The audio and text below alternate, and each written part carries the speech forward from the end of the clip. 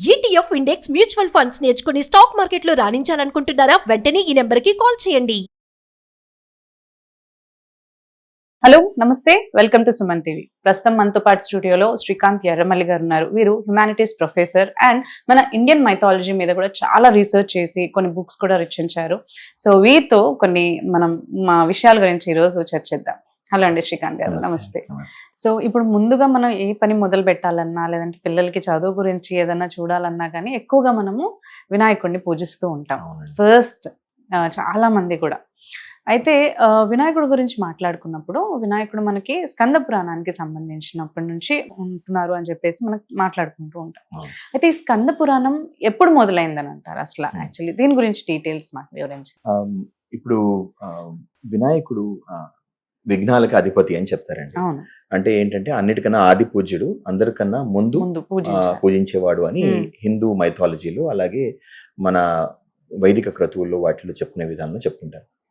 ఇక్కడ మన భారతదేశ ఖండానికి సంబంధించినటువంటి మనం ఇందాక మాట్లాడుకుంటున్నట్టు కల్చర్ ఏదైతే ఉందో, నమ్మకం ఏదైతే ఉందో, అది కొన్ని వేల సంవత్సరాలు మనం చాలాసార్లు చెప్పుకున్నాం, ఇది వరకు కొన్ని వేల సంవత్సరాలకు వెళ్తుంది.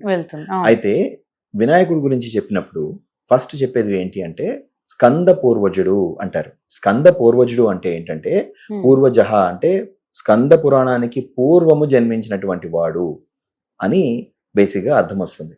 జ అంటే పుట్టిన లేదా ఉద్భవించిన లేదా ఉన్న పరిడవిలిన అని. సో స్కంద పూర్వజుడు అంటే స్కంద పురాణానికి ముందు.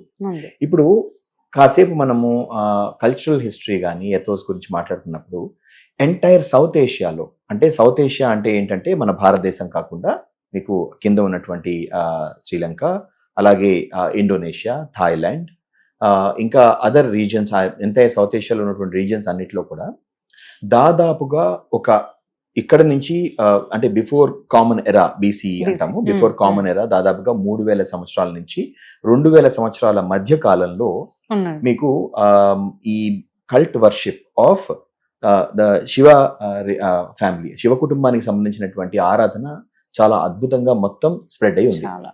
పరమశివుడు గాని, కార్తికేయుడు గాని, అలాగే శ్రీ వినాయకుడు గాని. ఇక్కడ మనం గమనించాల్సిన విషయం ఏంటంటే ఈ రోజుకి కూడా మీరు థాయిలాండ్ ఆ రీజియన్ కి వెళ్తే శ్రీ ఇరువాన్ అంటే మొత్తం 3 తలలతో ఉన్నటువంటి వినాయకుని యొక్క రూపాన్ని వాళ్ళు అక్కడ ఇరువాన్ అని పిలుస్తారు. Thailand you can see that.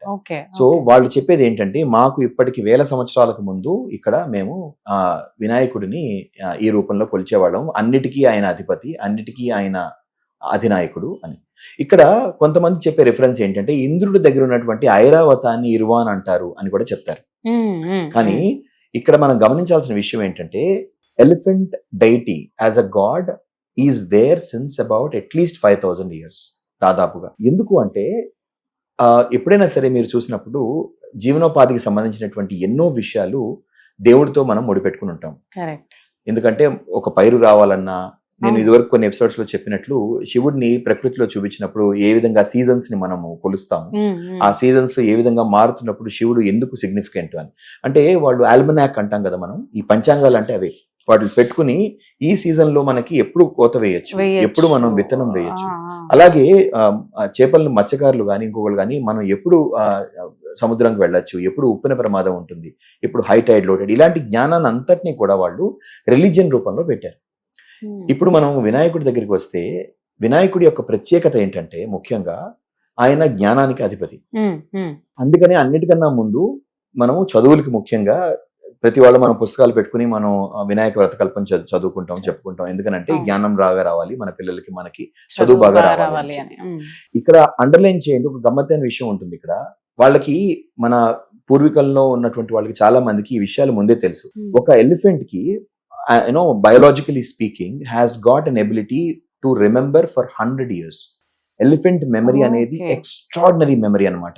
మిమ్మల్ని నన్ను గనక ఒకవేళ గుర్తుపెట్టుకుంటే for any reason it has got a photographic memory. It can remember దాదాపుగా 100 సంవత్సరాల వరకు దాదాపుగా గుర్తుపెట్టుకోగలదు. అంటే తన ఆయుర్దాయం మొత్తము ఆ వ్యక్తిని ఒక ఎలిఫెంట్ గుర్తుపెట్టుకోగలదు, అంత మెమరీ ఎలిఫెంట్ కి ఉంటుంది. First thing.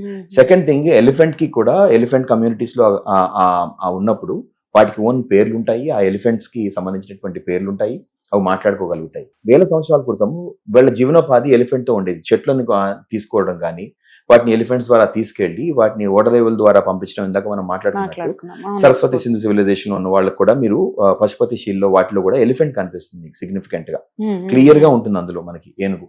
దాని కింద ఒక వ్యక్తి ఉంటాడు. సో ఈ రిఫరెన్స్ ఏంటంటే they are talking about some knowledgeable creature, some knowledgeable entity that has given us knowledge. So culture లో అది మమేకం అయిపోయింది. ముఖోపాధ్యాయ అనే ప్రొఫెసర్ రీసెంట్ గా జరిగినటువంటి ఒక రీసెర్చ్ లో కూడా ఎలిఫెంట్ కానీ, ఎలిఫెంట్ కి సంబంధించినటువంటి పదాలు, ఏనుగుకి సంబంధించినటువంటి పదాలు కానీ మన తెలుగు రాష్ట్రాల్లో, అలాగే మన తమిళనాడులో, కర్ణాటకలో, అలాగే నార్త్ ఇండియాలో ఉన్నటువంటి కొన్ని రీజన్స్ లో కూడా కామన్ గా ఉంటాయి అని విన్నాం. అంటే భారత ఖండం మొత్తం కూడా దాదాపుగా 5,000 సంవత్సరాల క్రితం ఎలిఫెంట్ అనేది ఒక ప్రత్యేకమైన స్థానంగా మన కల్చర్ లో ఉంది.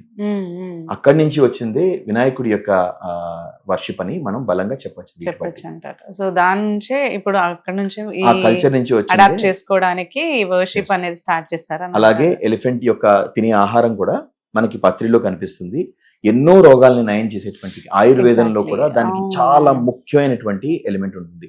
ఎలిఫెంట్ ఏదైనా తిన్న తర్వాత డైజెస్ట్ చేసుకోవడానికి తినేటువంటి గరిక కావచ్చు, ఇంకోటి కావచ్చు, ఇవన్నీ మనకి కూడా డయాబెటిక్, ఇప్పుడు రీసెంట్ గా రీసెర్చ్ లో డయాబెటిస్ గానీ, బ్లడ్ లో ఉండేటువంటి ఇంప్యూరిటీస్ ని పోగొట్టడానికి కానీ గరిక వాడాలని చెప్తున్నారు. And the research is going on. అంటే ఈ పత్రిలో ఉండేటువంటి ప్రామాణికం కూడా అది. వీటన్నిటిని కలిపి మనకి అర్థం అవ్వాలని చెప్పి ఈ విధంగా పెట్టారు. ఓకే, ఇలా ఫామ్ చేశారని అంటారు. అంటే మనకి పురాణాల్లో చెప్పారు, దాని ప్రకారమే మనం పూజించుకుంటాం అని అనుకుంటారు. కానీ ఇలాంటివి కూడా కొంచెం మనకి రిలేటబుల్ తెలిస్తే ఇంకా కొంచెం డీప్ గా మనం అర్థం చేసుకోవడానికి అధ్యయనం చేసుకుని అర్థం చేసుకోగలుగుతాం. Thank you so much, and thank you so much, Srikanth, for sharing all the information with us.